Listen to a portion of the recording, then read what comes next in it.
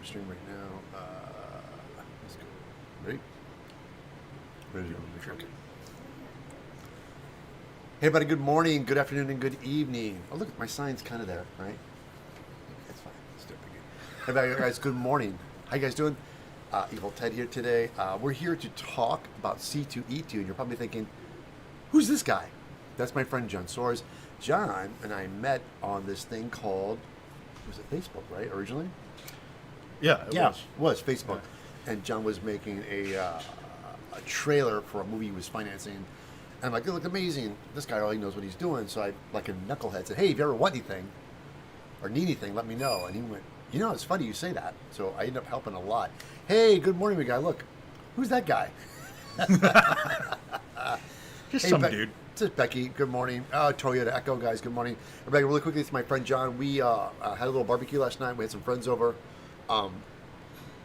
And my friends over was James and his father. God, I think James. I think he was all by the same name. And my friend Angel from our CVS store and other people came by. Hey, guys, good morning, good morning. Hey, there's somebody piling. Hey, it's my wife. Look, Lydia Emily. And she's telling us to be quiet. Simmer down up there. I'm actually feeling better now than I was when I first woke up. I had a little bit of a hangover, but luckily after I had my first cup of coffee, it's magically gone. So, really quickly, everybody, I want to talk about C2E2. It's my first time going to the Chicago convention. It was also my first time doing a workshop of that caliber. It was quite a bit of an experience. And I'm such a, no, John, you're good. I keep moving it toward me. I think I need to, yeah, there it is. Yeah, there you go. Okay. It's all about center of frame, people.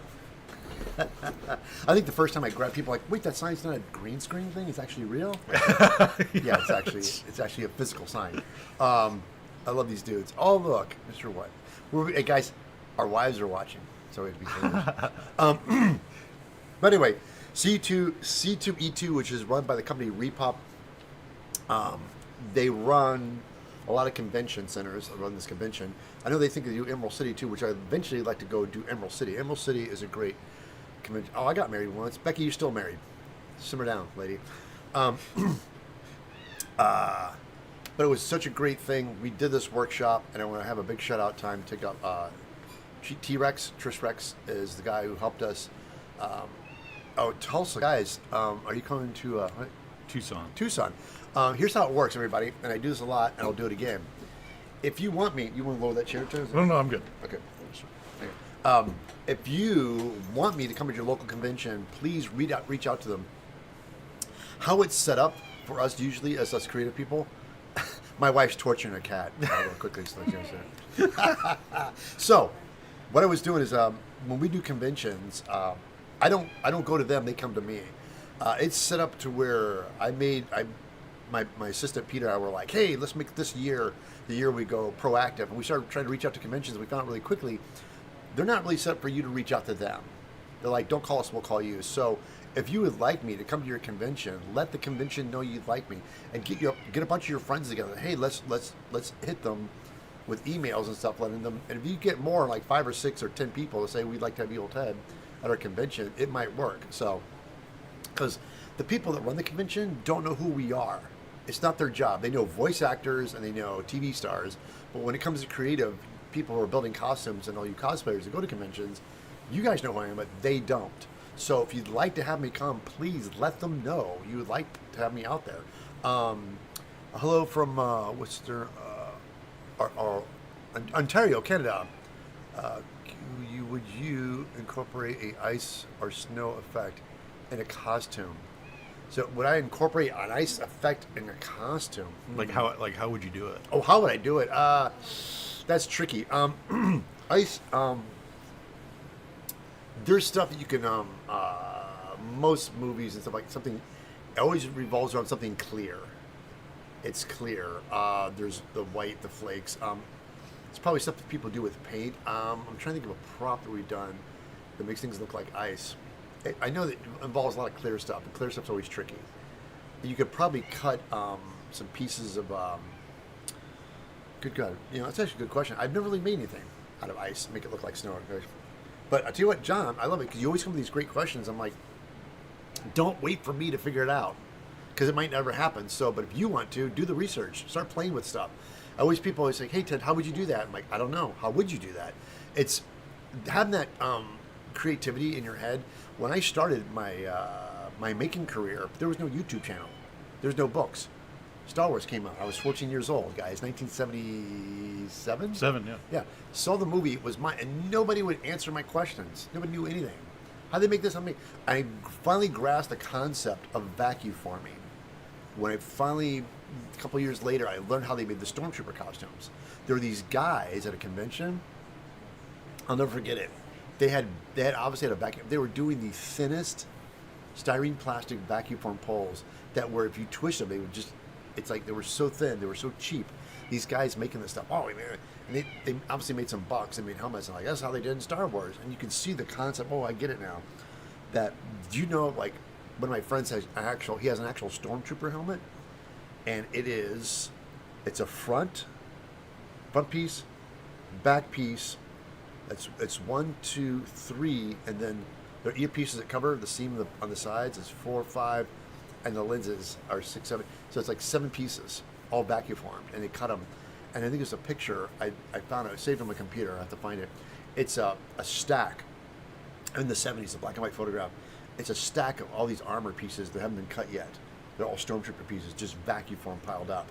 So for somebody to cut and glue them together for these guys. And if you watch the movies, the new Star Wars on high resolution or 4K or whatever, you can see gaffer's tape, white gaffer's tape, on their armor. Yeah. It kept breaking.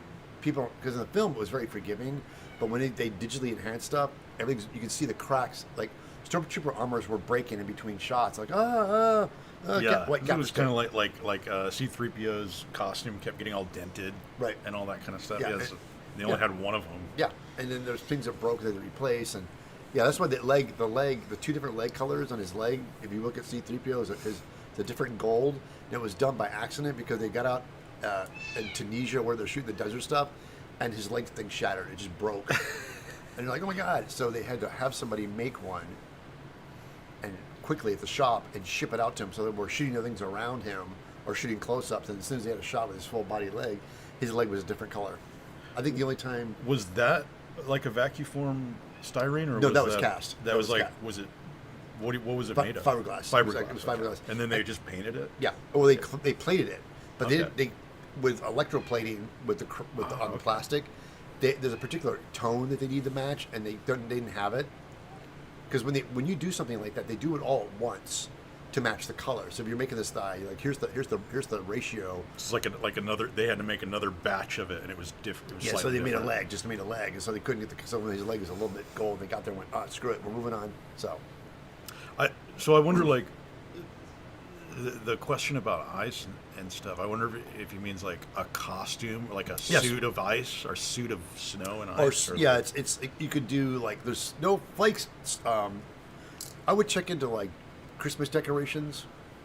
The thing I would recommend is look into when it gets about Christmas seasons. They have the fake icicles. They have icicles and they have fake snow and fluffy stuff that makes snow. Look into that stuff. In the holiday season, they make plenty of fake snow stuff. So if you want to make a costume or something like that, that'd be the way to do it. I want to talk. Oh, guys, really quickly. If you don't know, May 14th. I don't have my phone on me. Is the Scum and Villainy Cantina. I'm doing another workshop, but this time we're going to be doing a shoulder and forearm, and I will be streaming that live again right here on my YouTube live channel. That's May 14th. For all you people out there who are on my email, hey, here's something too, guys. When I go to conventions in Chicago, they didn't advertise I was going to be there, which was kind of odd. But C2E2 brought me out, and people would come up to my booth and say, hey, Ted, I didn't know you're going to be here. And I said, you know what you should do is get on my mailing list. So you guys watching it, and you want to know what I'm going to be doing next and what convention I'm going to be going to, and you want to get a jump on it, go to eviltedsmith.com and get on my mailing list. Every week, usually every week, every other week, I'm really busy, but usually every week, if something's coming up, I will tell people about it. So I did the whole thing with the workshop, and I'm getting ready to do, there's 2 cons I might be going to. I'm not sure yet. ElcoCon, I love it. I hope they invite me back, but I'm not 100% sure they're going to. So that one's in the hanging by, and there's one called Creators Con, and I think that's only a 1-day convention. And again, I don't know exactly where it's at, Ohio or Turner. I know it's far from me. So anyway. Another place.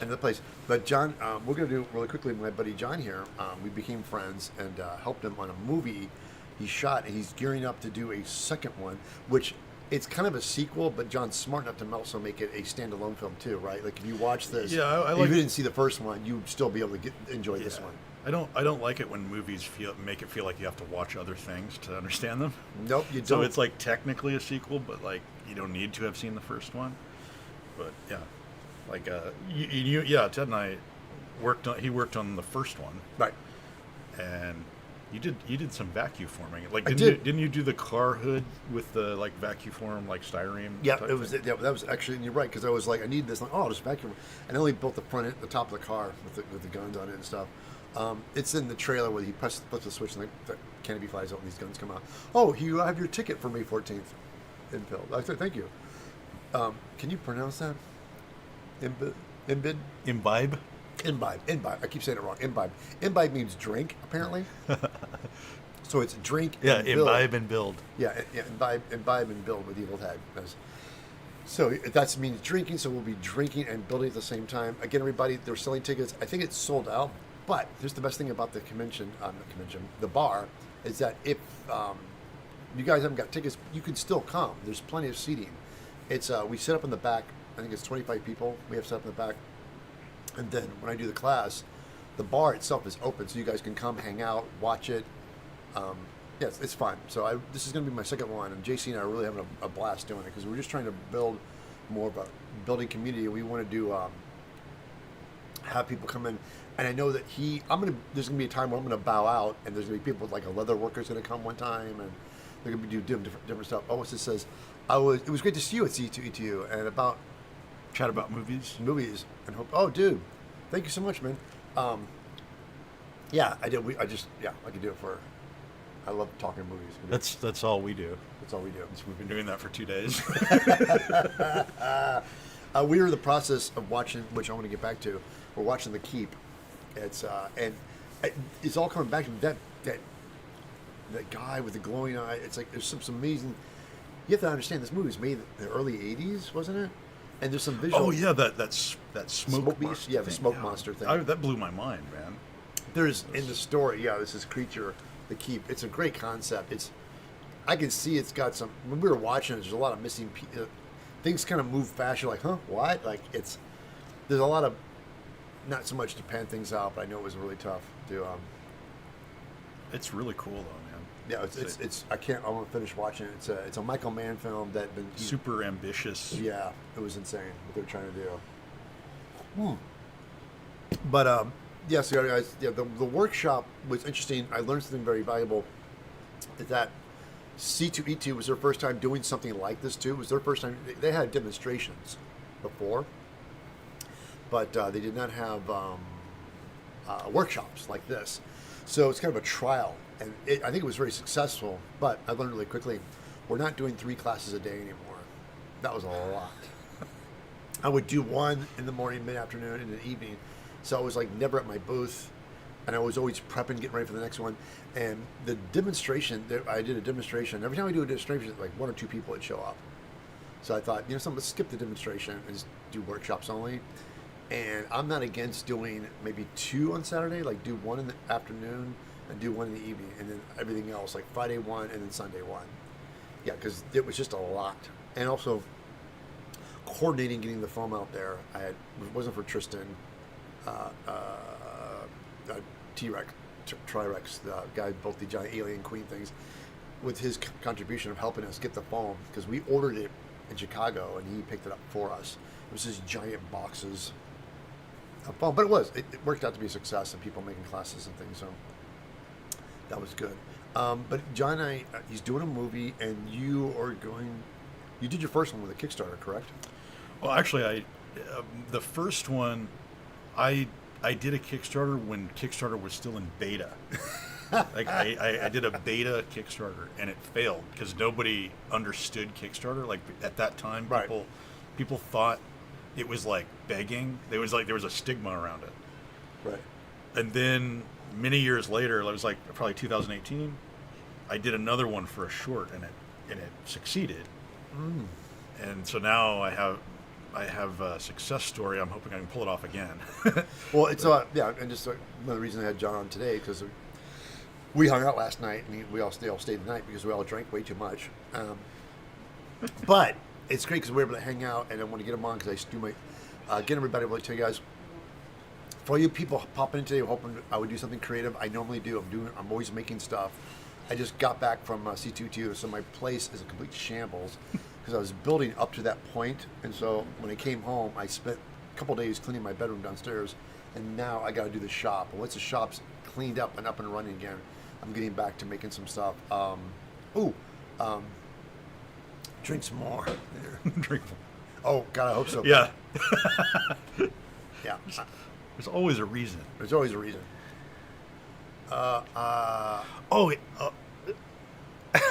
Have you heard of a story about night vision goggles that were red in Vietnam? I've heard this story, and so there were these night vision goggles. There was a certain type of material that they would use, Right. that created a night vision effect, and people. So there were reports that people saw like creatures that were invisible to the naked eye, Right. through these goggles.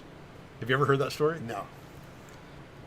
That's a good one. All right, good. Because you heard about so what? So people. So what? What did they find out what it was? Was it some kind of like? So nobody knows if it's even true. They're just these reports because like these things.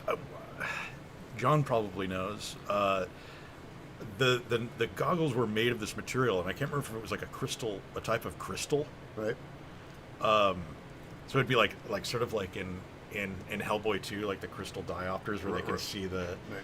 It's sort of like the idea was that it was making something visible that wasn't visible to the naked eye. Right. So that was why that was why you could see at night.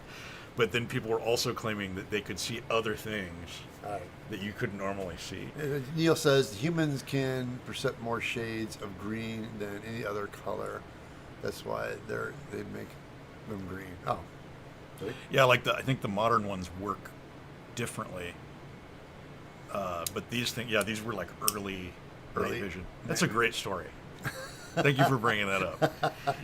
That's like an Art Bell late night topic right Yeah, there. yeah, definitely. People, and also a lot of drugs in Vietnam too. Yeah, that's why they couldn't figure out like if it was really happening or Really not. happening. I guess a lot of people got wasted out there, which like anything to get by.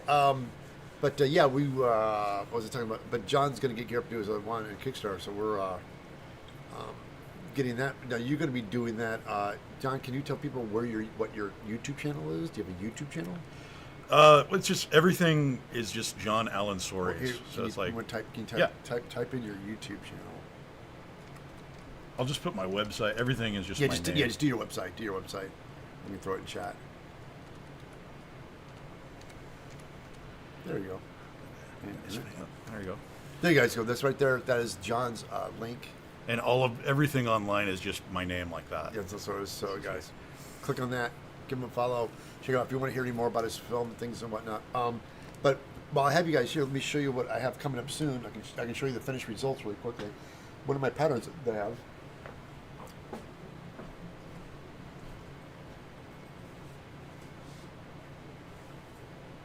Oh yeah.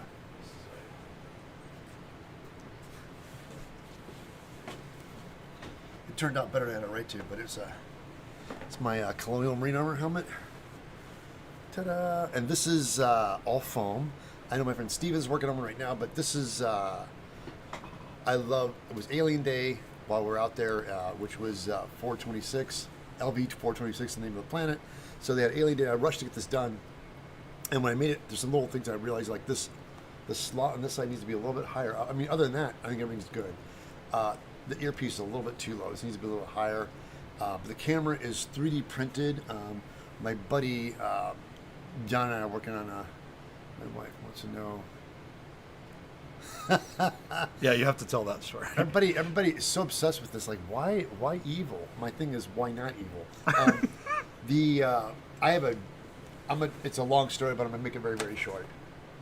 Is I have my dear friend Ted, who we're also was my best friend I made when I came out of California. I started working, and no sooner I worked on the show, I met this guy Ted, who was a painter, and he was also a Ted. I'm like, go on, Ted, and we hit it off. We became really good friends, and we just hung out all to the point where we finally eventually got a house together, and we lived in a house, and it became a funny part where Ted 1, Ted 2, Ted A, Ted B, and I told him, no, it's evil Ted. There's good Ted, evil Ted. Yeah. And it was like, well, why evil? I'm like, it must be good Ted. So, and what happened was, what cemented it was I went on tour with Rob Zombie. And Rob Zombie, we had a production meeting, we're getting ready to go on tour, and Rob turned to me and goes, oh my God, it's going to be confusing. We got so many Teds. We got Ted Keating, my road manager, and Ted, my accountant. I said, dude, there's only one evil Ted. And everybody started laughing. And so I made shirts with my buddy Tim Arp, who came with me on the tour. We made shirts. So I had Evil Ted on my shirt, and he had Grim Tim. So I was Evil Ted and Grim Tim. And we wore shirts on the tour. And so I made a bunch of shirts. And so I had the shirts for years. And I always wore them. And people, oh yeah, Evil Ted. And so it got stuck in the industry. So when I started my YouTube channel, I'm like, what am I going to call my YouTube channel? I know. It's called Evil Ted. This font, here's a story. This font, people like to use the word Misfit, the band Misfits. Misfits stole this from a magazine called Famous Monsters of Filmland. Famous Monsters of Filmland was a magazine I had by Forrest Ackerman, made it for people like ourselves that love movies and monsters and sci-fi. And so he made a fanzine, a magazine for us. And you had to wait every month, and it came out, really inexpensive paper. And so we loved it. And I never got a month. I had to go to the newsstand and buy it myself. I always buy particular issues. But then over the years, I said, I'll just use this font. But when I found the font, they called it Misfit font. It's called Misfit. But it's not theirs. But it's not theirs. So anyway, that's the story. So I took it from Famous Monsters, but the Misfits stole it from them. Question: are models accurate? What for? What? For replication for costumes. Are models accurate? I'm not sure what you're asking, John. Are models accurate? I mean, you mean like Fangoria? Oh my God, Gorzone. Yeah, that's it. Yeah. So Lee is relieved because he was afraid you were a Satanist. Well, of course. I mean, that's normal evolution. Well, if he's evil, he's obviously a Satanist. Because what else? Yeah. Aren't you relieved now? Yeah. Everybody asks that. Like, here's the thing that's funny about it. Like, people were, when I first started this, people were so perplexed. They're like, but you're really nice. But yeah, but who's going to watch Nice Ted? I really expected you to be evil. Yeah, I'm a little bit disappointed. It's an oxymoron, guys. It's a joke. But anyway, if plastic models of people models, is plastic models of people. Well, here's the thing, John. Is usually when, for example, when they make video game characters, any cosplayer will tell you this. Video game characters are not built on real people. They're stylized. Anime. Games, they're super, and so when you take that concept from a video game and you have to build it to a real person, you have to start modifying and shrinking things down. Like when I did Vampire Hunter D, I loved the movie and I wanted to capture his look, his shape, his silhouette. His hat in the anime goes past his shoulders. It's ridiculous. Yeah, I think that's what he's asking. It's Yeah. like can you take like a measurement from like a small model, and will it accurately scale up? No, it's once you get the gist of things. There's the thing that Steve Wayne taught me. Like it's about the silhouette. Like if there's a character or something you like and you backlight him and then he makes a silhouette, it's about form. Form is everything. Form is everything. Detail is secondary. Always think about that. Don't worry about detail. Detail's easy. You can go into anything and detail something. But it's the overall aesthetics, the form, the outline, the shape. So Vampire Hunter D had a very silhouette to him. He had a big hat. He had his shoulders with his spiky things on the shoulders and the forearms and stuff. So used on a real person, not on a Kardashian. Yeah, exactly. Yeah, they're not. Yeah, it's not human either. So.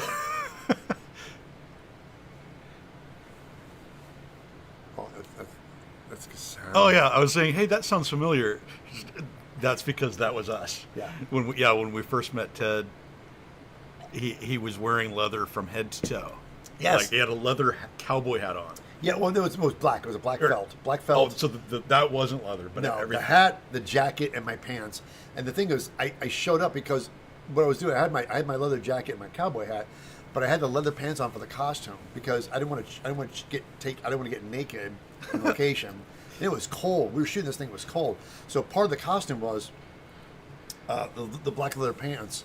So I think I still have those. The leather pants.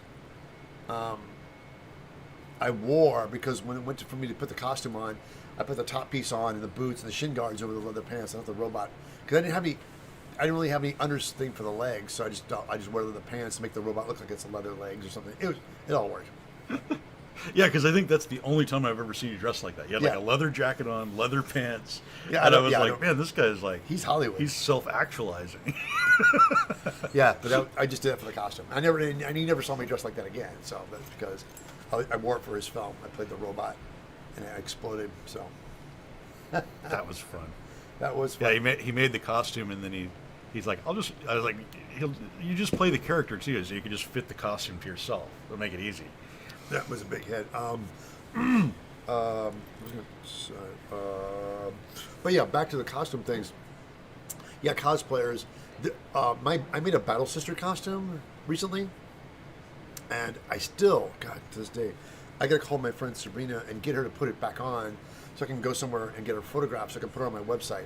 I had a couple of con pictures of her, and when I have a costume, I always think the con background kind of pulls away from the costume because you want to take the costume and put it in the environment that it's built for, like a wasteland or some rocks or some, or shoot them on green screen and make a background for them. But I want to do that with the costume. But when I made that costume, I was like, I couldn't really. So I bought a figurine. I bought a little Todd McFarlane had a model kit, a little toy figurine. It was like maybe $20 or something. It was this big. I'm like, oh my God, that will solve my problems. I was always trying to get online to find images and stuff. Oh, my wife's torturing the cat. Torture the cat. So I bought it, and I literally verbatim just copied the toy, the full size. So I just scaled everything up, and because originally the game, the shoulders, because they're based off of a metal little die. They're made up of these little die-cast metal things, and their shoulders, these little flat. They were like these flat triangles. They're really unimaginative. I didn't particularly like them, so I ended up buying Todd McFarlane, and so I matched his designs. So McFarlane did the same thing. He liked them, but he changed the stuff on them to make it look more cool. So yeah, the Battle Sister came out really nice, and people have been asking me about making those patterns available. I'm not against it. I just what makes me realize if I make the patterns available, I have to make a video of me making it, and it's like it's me building the costume all over again. And I don't really want to do that, but I might have to. But I'll tell you what, we'll look at the patterns and see how quickly I can do it. But it's if I do it, yeah. Hey, Ben. Yeah. On the street, people say my cat's looking for your cats. The cats are like, what? I hear it. Yeah, because my microphone is great. It's a Yeti microphone. Really quickly, guys, shameless plug. Yeti is the microphone I use, and it picks up everything. It's a really great microphone. So yeah, we use these mics at work to record scratch. Actually, Yeah, like in the edit bay, you have these exact same mics. yeah, and they work great. Neil says, I was wondering if you could shoot at a unbuilt skyscraper next to a convention center. That'd be a great. Or yeah, All those abandoned skyscrapers. Yeah, the thing is, trying to get down there where it won't be like dealing with homeless people, it's going to be an issue. McFarlane, great action. Yeah, it's just one of those things, it's timing the day, and they don't want you around there. And for you to get when you get to the building, there's a lot of stuff, like a fence, and it's all roped off, and you'd get that in the background. The only way to get it is you have to get inside there, and that's, I mean, it would be cool, but you'd have to get them to where, yeah. It's like, you have to go, there's that place we found. The shoot that place where you possibly for the Steel Angel thing, that location. Oh yeah, I forgot what it's called out in the desert. There's Yeah, there's like a mining town out there that's abandoned, Right. and the mine's abandoned and everything. There's all this We equipment. went to that one place, but there was one place you and I physically went to that one. There's another one that you saw. It uses a location.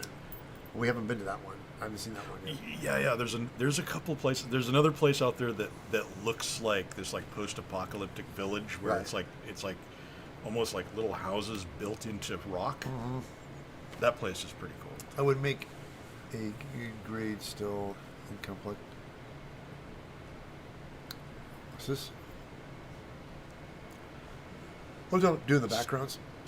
Stilt? What's he asking?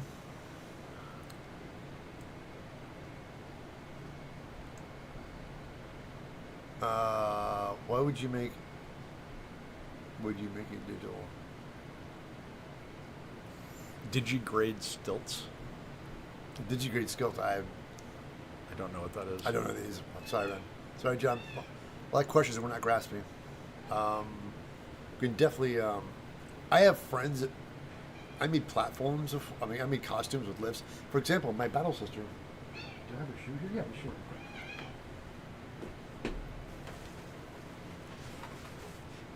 This is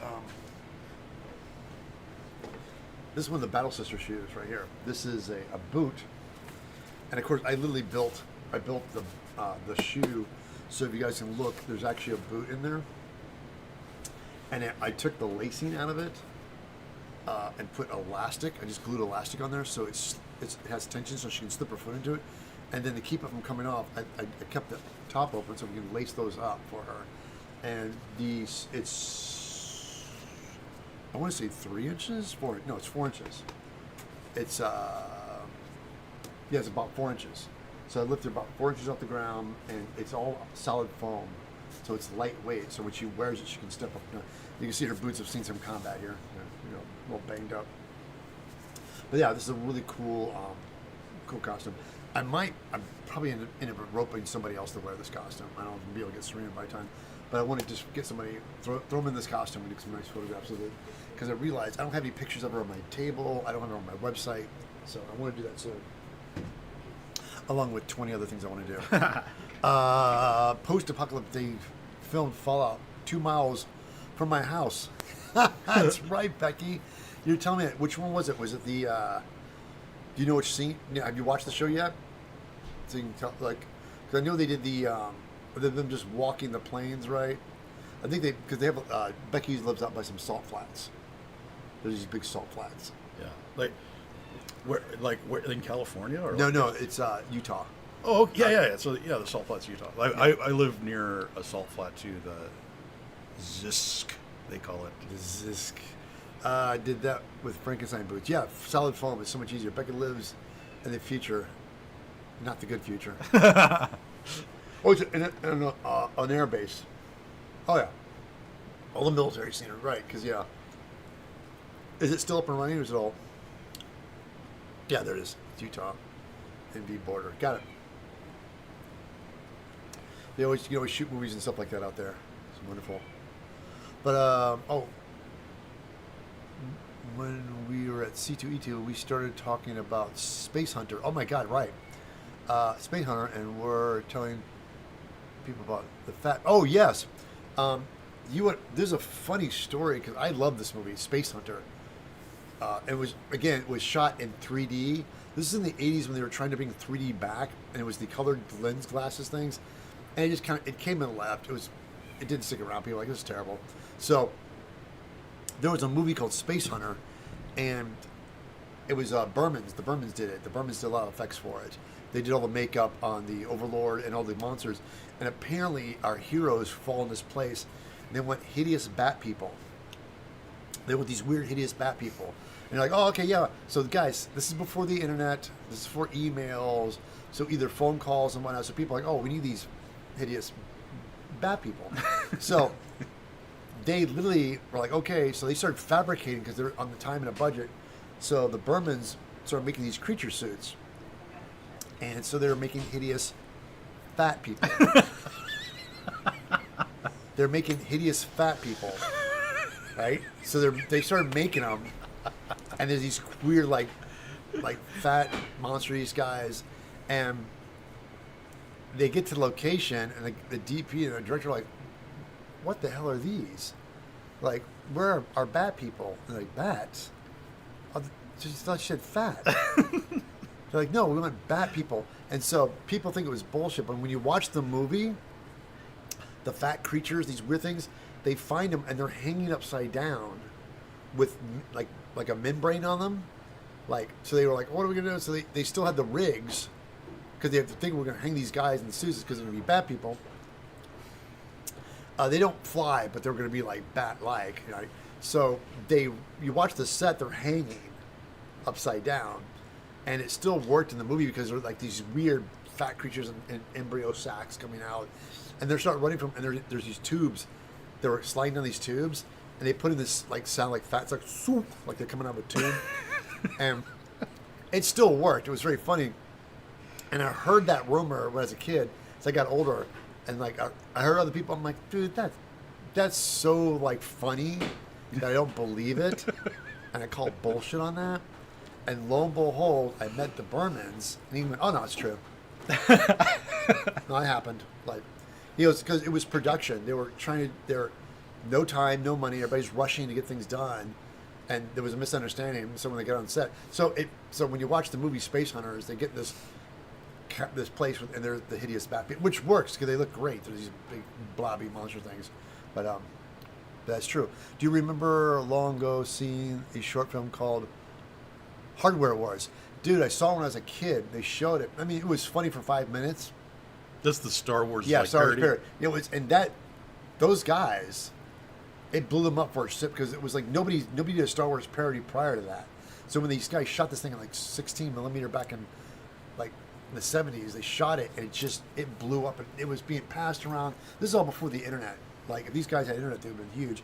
But it was like people like, oh my god, oh my god. So yeah, it was everywhere. I saw it as a kid. Somebody had a copy, and we watched it. You were a kid? Yeah, I believe, right? When tried to remember, body positivity matters. Oh yeah, okay. Okay, just when I was typing out apocalyptic future, airplane, ice hit me. Future airplane ice hit my roof. Well, airplane ice hit your roof? Oh, because the wings, they break off the ice. That's right. Did it come through the roof? Oh, That's never happened to me. I like Becky, obviously, said she knows what it is because it obviously happened before. Yeah, you're not just like sitting there going like, I'll never understand what that was. What was that? Yeah. I've heard of rumors of Space Hunter years ago. I'm glad. Oh, no, it's true. It's funny. For me too, Steve Wang, who's an industry makeup veteran, he told me that story too. I'm like, what? And I could see it happening, but it's so specific. And I heard it, and even when I heard from Steve and other people, I'm like, that's. And then finally, when I met the Bermans, I finally started fangirling because I love Space Hunter. So there's two brothers. The youngest one, he started telling me stuff I can't talk about Molly Ringwald and stuff on set, and Joe Strummer from the Stray Cats showing up, and like, so it's like, yeah, it's anyway. There's some Hollywood gossip I don't want to do on my YouTube channel, but there was, but he told me some great stories about how these guys, what it was when you watch Space Hunter, guys. The thing that you guys don't realize what that movie was, it was a sci-fi ripoff of Road Warrior. Road Warrior was out at the time. It was just blowing up, and nobody saw that thing coming. And a lot of critics were like, I don't get this Road Warrior movie. They're driving around the desert and killing each other for gasoline. What? Stupid. Like, people didn't get it, and the audience loved it. And in Australia, it was Mad Max 2. Yeah. And the studio's like, nobody knows what Mad Max is. It's called Road Warrior. And people are like, dude, the movie Mad Max was a hit in the U.S. Yeah. Why? Yeah, that's what I never understood that. It's like they wanted it to seem like Road Warrior was the original movie. Right, yeah. They said, this we just separate. Just don't call it Mad Max 2. It'll confuse people. So, all right, this deal, like when you deal with America, they're like, okay, fine. So they called it Road Warrior. And if you go anywhere now, it's Road Warrior Mad Max 2. You'll see it everywhere that they put on there. But it was such, they made it and I loved it. So when you watch Space Hunter, the art direction's great, the costumes and It's kind of a sci-fi road warrior vibe going on with it. Oh my god, dude, John, I like the very old sci-fi Cherry 2000. One of my dreams when I was young is I like the idea of Cherry 2000. It's a bad movie, but it's fun. I liked it, but my dream was to remake that movie. I wanted to remake Cherry 2000 because the storyline is good. What's her name? Goddamn. She's the lead in it. She wasn't bad, but the guy that apparently she had this chemistry romance with was terrible. There was no chemistry. It was just clunky. That guy was terrible. And Tim Thomerson. Tim Thomerson is one of the bad guys, and it's got a sense of humor. It's a post-apocalyptic comedy with a little bit of love interest and some action. But I would have loved to like take that concept and remake it. But yeah, but it was Cherry 2000. Yes, the story. Yeah, it's like John likes it. It's neat premise, but when you watch it, it's pretty low budget, and it was God damn it, the actress. It's on the tip of my tongue. She married oh god damn it, dude, give me her name. Come on, if you watch the show, you know her name. The actress who played the Cherry 2000. Well, she doesn't play. She's the bounty. She's the renegade. The premise of the story is a guy has a robot girlfriend. Because it's like in the future, but he's pathetic. So this guy's got a robot girlfriend, and she shorts out, and so he wants to fix her. And apparently, they stopped making the Cherry 2000, so they have to go to They have to hire somebody to go out there, and no, it's not guy stop. They go. They have to go out there, and she has to find something to go out in the grid and out in the middle of nowhere to find this part or something like that. It's comical, but it could have been done. Melanie Griffith, thank you. There it is. Melanie Griffith played it, and Jason says you're sitting with a filmmaker, make it happen. Problem is, we have another film that we're working on together, right? That we've been working on forever, and then we'll remake Cherry 2000. Yeah, Cherry 2000. Well, there's a film that we want to. Yeah, we have our own thing we want to make. What it was one of those things where like. Another movie I want to remake as a kid when I grew up is Laser Blast.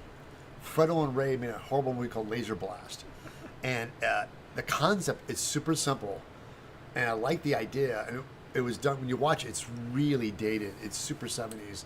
A kid there's these aliens, like in the desert, Nevada desert, and they're chasing this alien, and they kill him, and they're like. And of course, like some people are coming, so they run away. And what's left in the desert is this weapon. And this kid finds it, and he puts his arm in, like he figures out how to use it and starts shooting.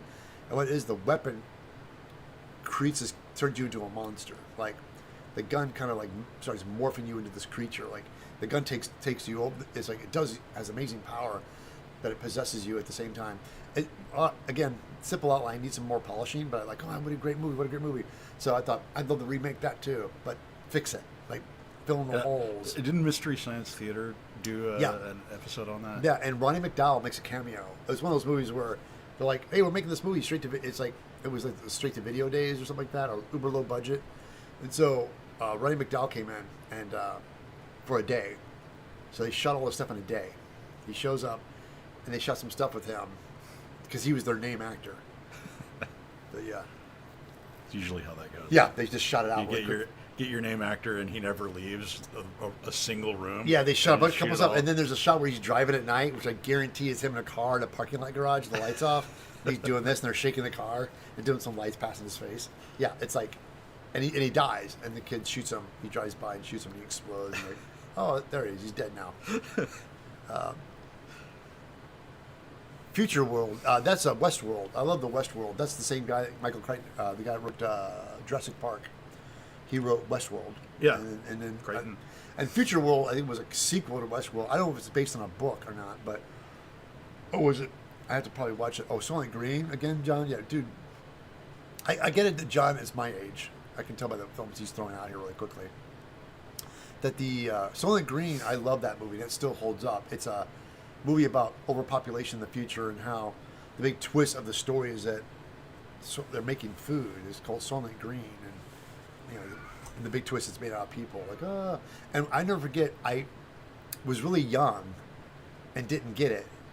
Like, oh, so the people are dying, and so we take their body and we process it into food and we eat it. That makes sense. That's good, right? Like, so what's the twist? I don't. It's like, so Soylent Green's people. Like, it didn't shock you? It didn't shock me. It's kind of like, yeah. I'm like, oh, that makes sense.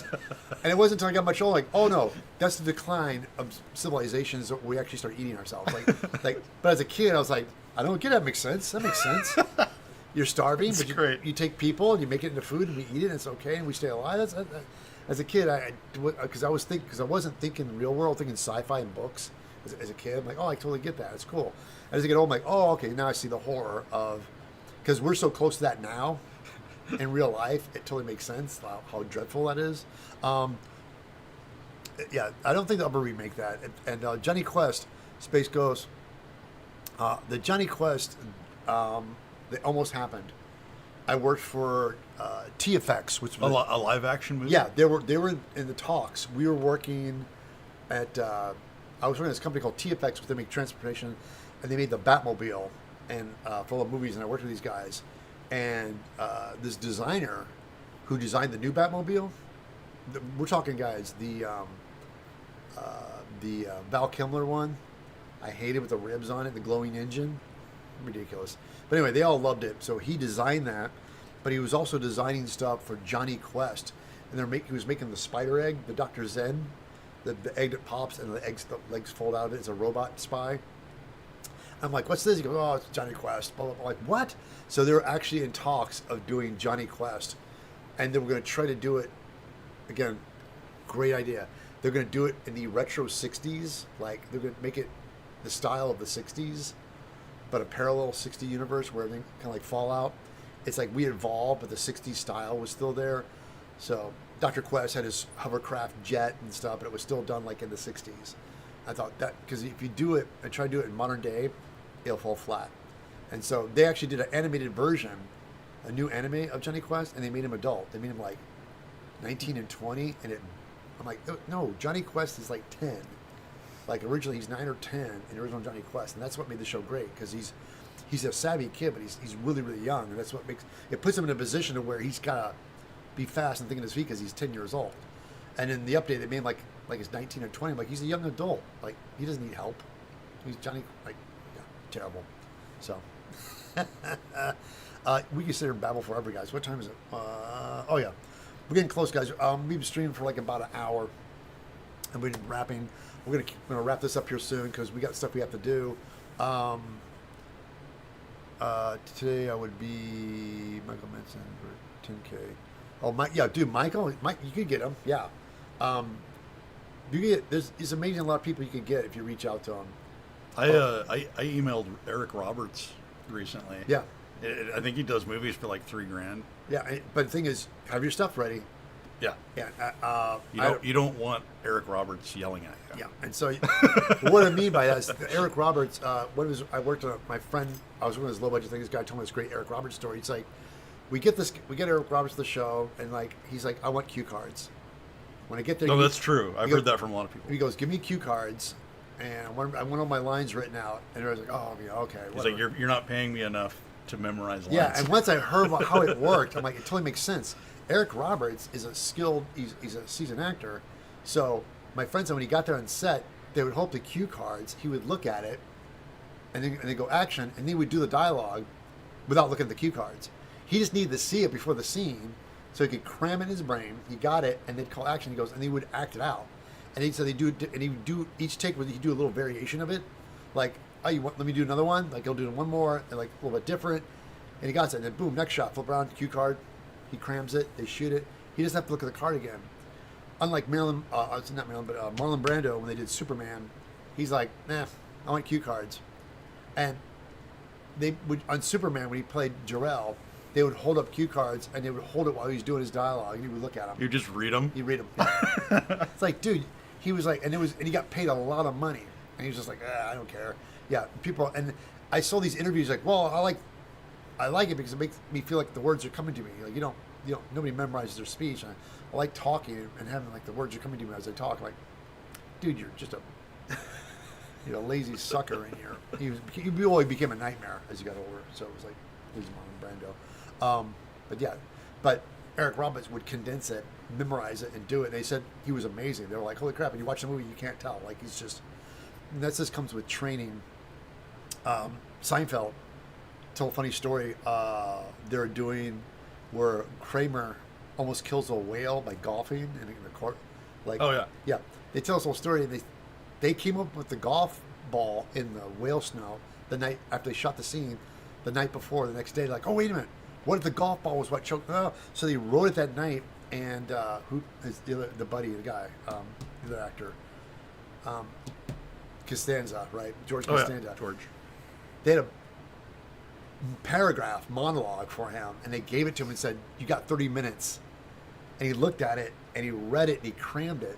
And Jerry said when they did the scene, he's like, the sea is an evil temptress or something like that. The sea was angry that day. Yeah, the sea was angry that day, my friends. Yeah, the sea was angry that day, my friends. And he has this big monologue, and Jerry Seinfeld says, you watch my reaction of him looking, he goes, I'm not acting, I'm just blown away that he actually memorized all this word for word in 30 minutes. Because he delivered it in front of a live audience. It didn't flub up once. Just did it, and it goes, and the crowd went nuts. Yeah. So I thought that's television, and that's training, and it comes with acting. These guys can do that stuff. And when I did my film Guardian, the thing that blew me away was I would write my dialogue, and then we do a read through. You bring all your actors in, and you read it out loud. And then when you hear your dialogue out loud to you from other people, they're like, oh, maybe we could change that. It doesn't really work. It doesn't sound right. So you tweak it. But then when I got on set and I would have the monitor set up and I'd watch the actors, I would start watching and I'd forget to call cut because I'm watching my movie. I'm like, oh. Just being entertained. Yeah, it was like I'm watching this scene. Like, oh, so cool. What's going to happen next? And also everybody's looking at me like, cut? Oh, yeah, cut. So, yeah.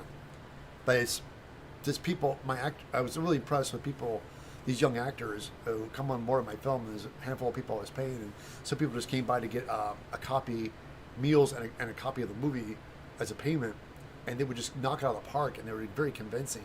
And it made me appreciate actors because I could say stuff out loud and kind of act it, but I can't. There's a lot of nuances to it, and I realized I'm not an actor.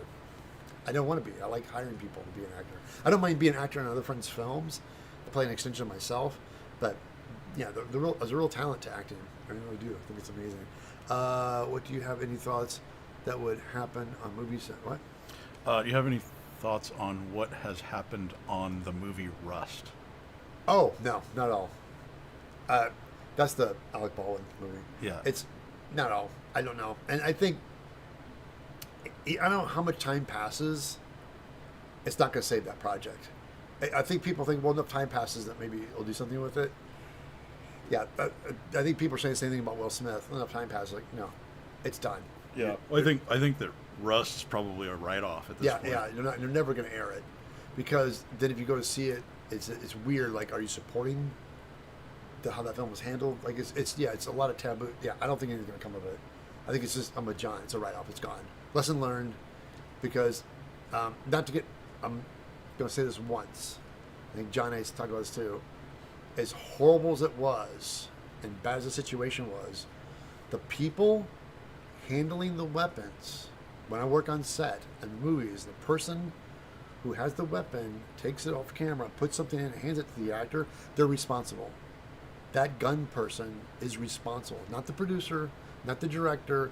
People can say, well, he was there, it was reckless sets, and this. Doesn't matter. I've worked on so many shows where the gun guy knows it's his ass.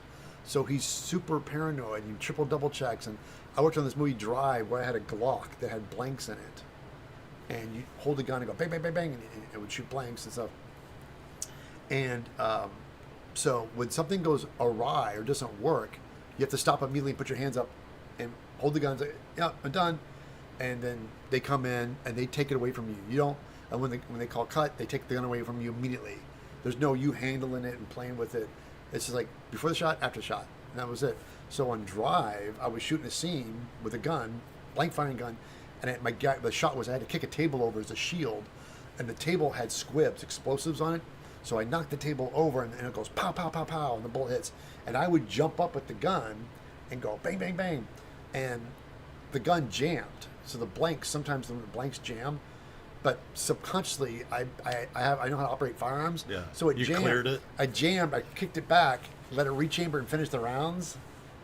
And then... And you weren't supposed to do that. And I got yelled at. They're like, cut! Ted, god damn it. Like, when that jams, don't... Just put your hands up. I said, you know something? I shoot with my friends. It happens, and I did it automatically. I apologize. It won't happen again. He's like, all right, all right. And then after it was all over with, the smoke cleared, and Steve Wayne came up to me and went, thanks, man. Because he got the shot. Yeah. So we did. And it's like even a little bit more realistic because guns jam, you know. It jammed. So I did that. So apparently, but again, that's in the environment. So I think the girl, she's done. She's going to jail and stuff like that. But the thing is tragic as much as you don't want to like Alec Baldwin and all that stuff, and for other reasons, it's just when you're on set, that's why you have to do all these permits. You have to be licensed. You have to do these classes. You have to. It's like there's all these particular permits, and you have to take tests. So when you get my buddy does pyro and fire, my buddy Tom does physical effects and stuff like that. There's all these things he has to know, and they train you and test you on it. So that when he's on set, and the guy goes, "I want to do this," and he's like, you can't do that because this and this." Like, and some DPs and producers will get all buffy and but he won't back down. He said because when it goes wrong, it's not your ass, it's mine. Yeah. And that's why he always tells them, like, I hear what you guys are saying, and you have a deadline to shoot. He goes, but we can't do this for this reasons. And that's why there's a union for this. So yeah. Stunt coordinators run into things like that too, where All the time. they get pushed to do things they know that they shouldn't. Right. And that's when major accidents happen. That's true. Like you probably know about the one on Back to the Future 2, when the people on the hoverboards fly through the window of the is it the courthouse with the clock on it? Right, right. If in the movie, actually, you can see this. A couple of them don't even make it through the window. One of them hits the outside of the building and then falls to the ground like 30 feet. Oh. And then another one went through the window and fell.